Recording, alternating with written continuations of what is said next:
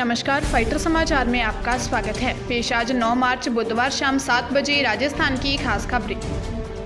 मेरिलबोर्न cricket club ने बुधवार को इंटरनेशनल क्रिकेट के नियमों में संशोधन का ऐलान किया है, लेकिन इनको इस साल 1 अक्टूबर के बाद ही लागू किया जाएगा।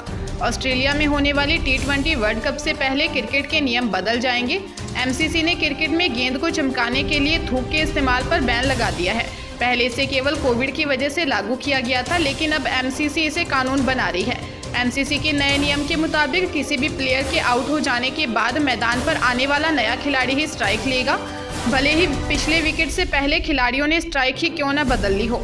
ICC ने मार्किंग को लेकर भी एक बड़ा बदलाव किया है। पहले यह क्रिकेट लॉ 41 के अनुसार खेल भावना के खिलाफ माना जाता था, लेकिन अब इसे लॉ 38 यानी रन आउट के तहत रखा जाएगा। नागौर जिले के मैरता थाना क्षेत्र के लाडवा गांव में भाइयों ने बहन के प्रेमी को धोखे से बुलाकर बेरहमी से डंडों से युवक को इतना मारा कि उसकी मौत हो गई। इसमें भी वो शांत नहीं हुए तो लाश को लाकर गांव के बीच गौशाला के सामने फेंक दिया। इसके बाद मृतक के चाचा को फोन कर कहा कि हमने हमारा बदला ले लिया है, लाश गाँव के बीच पड़ी है, ले जाना। घटना 2 दिन पुरानी है। पुलिस ने बताया कि सूचना मिली थी कि लाडवा गाँव में गौशाला के सामने राजू राम की लाश पड़ी है। परिजनों ने रिपोर्ट पेश कर बताया था कि राजू राम का गांव की ही लड़की के साथ प्रेम प्रसंग चल रहा था। कुछ समय पहले वो लड़की को लेकर भागा भी था। इसे लेकर लड़की के परिजनों ने उस पर मामला भी दर्ज करवा रखा था। इन दिनों राजू राम जमानत पर चल रहा था। लड़की के परिजनों ने बदला लेने की नियत से राजू राम से मारपीट कर उसकी हत्या कर दी। इस पर मामला दर्ज कर लक्ष्मण राम व चैनाराम को गिरफ्तार कर लिया गया है। राजस्थान माध्यमिक शिक्षा बोर्ड द्वारा 10वीं और 12वीं की वर्ष 2022 की मुख्य परीक्षाओं में बैठने वाले विद्यार्थियों के एडमिट कार्ड 15 मार्च को जारी किए जाएंगे। परीक्षाएं 24 मार्च से शुरू हो रही हैं और परीक्षा कंट्रोल रूम 21 से शुरू होगा। सचिव मेघना चौधरी ने बताया कि बोर्ड परीक्षा 2022 के लिए उच्च माध्यमिक, वरिष्ठ उपाध्याय परीक्षा के प्रवेश पत्र एवं माध्यमिक प्रवेशिका व्यावसायिक परीक्षा के प्रवेश पत्र 15 मार्च को बोर्ड की वेबसाइट पर अपलोड किए जाएंगे। इन प्रवेश पत्रों को संबंधित शाला प्रधान अग्रेषण अधिकारी उन्हें पूर्व में दी गई ID पासवर्ड से डाउनलोड कर सकेंगे। प्रवेश पत्रों की हार्ड कॉपी निकालकर उसमें मुद्रित सभी प्रविष्टियों की भली भांति जांच करेंगे और संबंधित परीक्षार्थियों को वितरित करेंगे। बीकानेर में फर्जी बैंक खातों से करोड़ों रुपए की मनी लॉन्ड्रिंग के मामले में राजस्थान पुलिस के स्पेशल ऑपरेशन ग्रुप ने एक युवक मनीष छाजेड़ को गिरफ्तार किया गया। उस पर फर्जी डीमैट व बैंक अकाउंट खोलकर करोड़ों रुपए का बिजनेस करने का आरोप है। हद तो ये थी कि कुछ मृत लोगों के खाते भी खोल दिए गए। CID-CB इस मामले में पहले ही मनीष छाजेड़ पर आरोप तय कर चुकी है। CID-CB ने 8000 से ज़्यादा पेज की रिपोर्ट तैयार की थी। मनीष ने शेयर बाजार में काम करते हुए बैंक ऑफ बड़ौदा में करीब 40 फर्जी बैंक खाते खोले। इतने ही फर्जी डीमैट अकाउंट भी खोले गए। इन खातों में करोड़ों रुपए का लेन देन किया गया। बाद में शिकायत मिली कि इस कंपनी के माध्यम से फर्जीवाड़ा किया जा रहा है। SOG ने जांच में दोषी पाए जाने पर गंगा शहर निवासी मनीष छाजेड़ को गिरफ्त में ले लिया। सरकारी नौकरी की तैयारी कर रहे युवाओं के लिए अच्छी खबर है। राजस्थान कर्मचारी चयन बोर्ड ने कंप्यूटर अनुदेशक के 10,157 पदों पर बम्पर भर्ती निकली है। इसके तहत बेसिक कंप्यूटर अनुदेशक के 9,862 और वरिष्ठ कंप्यूटर अनुदेशक के 295 पदों पर भर्ती की जाएगी। इसके लिए 18 से 40 साल की उम्र तक के अभ्यर्थी आज बुधवार रात 12 बजे तक ऑनलाइन आवेदन कर सकते हैं। अभ्यर्थियों का सिलेक्शन जून में होने वाले रिटर्न टेस्ट के आधार पर किया जाएगा। कंप्यूटर अनुदेशक के पद पर आवेदन करने के लिए अभ्यर्थियों को ई-मित्र कियोस्क या जन सुविधा पोर्टल को उपलब्ध करवाना होगा। अभ्यर्थियों को राजस्थान कर्मचारी चयन बोर्ड की अधिकृत वेबसाइट खोलकर रिक्रूटमेंट पर क्लिक करना होगा। इसके बाद SSO ID के जरिए लॉगिन करके आवेदन भरना होगा। अंतर्राष्ट्रीय महिला दिवस पर एक तरफ महिलाओं बालिकाओं को सशक्त करने पर विचार विमर्श पर उन्हें सम्मानित करने के कई कार्यक्रम हुए, वहीं दूसरी ओर पाली जिले के सिरियारी थाना क्षेत्र में एक 9 साल की बालिका से रेप का मामला सामने आया है। घटना से गुस्साए ग्रामीणों ने आज बुधवार सुबह जोजावर का मार्केट बंद करवाया तथा बाजार में ही धरने पर बैठ गए। वे बालिका से रेप करने के आरोपी को जल्द गिरफ्तार करने की मांग पर अड़े हुए हैं। परिजनों का आरोप है कि 9 साल की उनकी बेटी सरकारी स्कूल की छुट्टी होने पर पैदल घर की तरफ अकेली आ रही थी।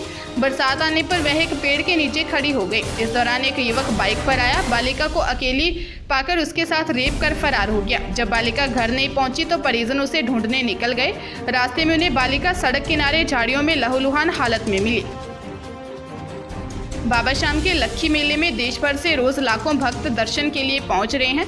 बैरिकेड्स में घंटों इंतजार के बाद भक्त मंदिर के सामने पहुंचते हैं तो उनका स्वागत करते हैं भगवान कृष्ण के प्रिय मोरपंख। इस बार मेले में मंदिर की सजावट नई थीम पर की जाती है। इस बार की थीम में मोरपंख है। पूरे मंदिर में मोर बनाकर और आर्टिफिशियल पंखों से सजाया गया है। मंदिर कमेटी के ट्रस्टी प्रताप सिंह ने बताया कि भगवान कृष्ण के मोर पंख प्रिय हैं। उनके मुकुट में भी मोर पंख लगे रहते हैं। इसी बात को ध्यान में रखते हुए इस बार मोर पंख थीम पर डेकोरेशन किया गया। मंदिर प्रबंधन के अनुसार डेकोरेशन पर करीब 30 लाख रुपए खर्च हुए हैं। पिछली बार राधा मंदिर की तर्ज पर सजावट हुई थी। मंदिर कमेटी व प्रशासन ने मेले के दौरान बाबा के दर्शनों के लिए 9 जिगजैग बनाए हैं।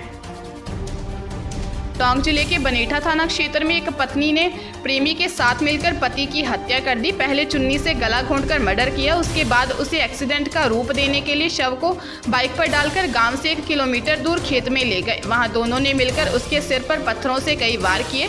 पुलिस ने बताया कि खड्डों के झोपड़िया निवासी लक्ष्मण का शव खेत के रास्ते में मिला था। उसका सर फटा हुआ था। उससे स्पष्ट नजर आ रहा था कि लक्ष्मण जाट का मर्डर हुआ है। जांच में सामने आया कि मृतक लक्ष्मण जाट की पत्नी बाई देवी के पड़ोसी रामप्रसाद से लंबे समय से अवैध संबंध थे। दोनों के बीच बाई देवी का पति रोड़ा बना हुआ था। इस पर बाई देवी और उसके प्रेमी रामप्रसाद ने मिलकर लक्ष्मण जाट की हत्या करने की योजना बनाई। पति लक्ष्मण जाट को नींद आने के बाद बाई देवी ने प्रेमी रामप्रसाद जाट को घर बुलाया। फिर दोनों ने मिलकर लक्ष्मण जाट का चुन्नी से गला घोंटकर मर्डर कर दिया। श्रीगंगानगर जिले के समेजा कोठी थाना क्षेत्र में राजकीय बालिका स्कूल समेजा के प्रधानाचार्य द्वारा आत्महत्या कर लिए जाने की जानकारी सामने आई है। सूचना पर पहुंची पुलिस ने शव को फंदे से उतरवाकर अस्पताल की मोर्चरी में रखवाया है। पुलिस ने बताया कि मृतक प्रधानाचार्य महेंद्र ने स्कूल में ही फंदा लगाकर आत्महत्या कर ली। मृतक अपनी मां के साथ स्कूल में ही रहता था। पुलिस आत्महत्या के कारणों की जाँच कर रही है। अलवर जिले के बहरोड थाना क्षेत्र के सोतानाला औद्योगिक क्षेत्र में फैक्ट्री मालिक के द्वारा श्रमिक दलित युवती के साथ दुष्कर्म के बाद से आहत युवती के द्वारा आत्महत्या करने के मामले में मृतक युवती की मां को पुलिस ने गिरफ्तार कर लिया, जबकि आरोपी फैक्ट्री मालिक को डिटेन किया गया है। डीएसपी आनंद राव ने बताया कि गांव जैनपुर बास निवासी एक व्यक्ति की फैक्ट्री में किराए पर उत्तर प्रदेश के रायबरेली का परिवार रहता है। फैक्ट्री मालिक ने मौका पाकर अविवाहित युवती के साथ दुष्कर्म किया। जब पीड़िता ने पूरी जानकारी परिजनों को दी तो मां ने आरोपी का साथ देते हुए बेटी को ही मुंह बंद रहने के लिए दबाव बनाया। जब मां ने बेटी की नहीं सुनी और थाने में दर्ज केस को वापस लेने के लिए कहा तो उससे आहत होकर 21 वर्षीय पीड़िता ने फांसी लगा ली थी।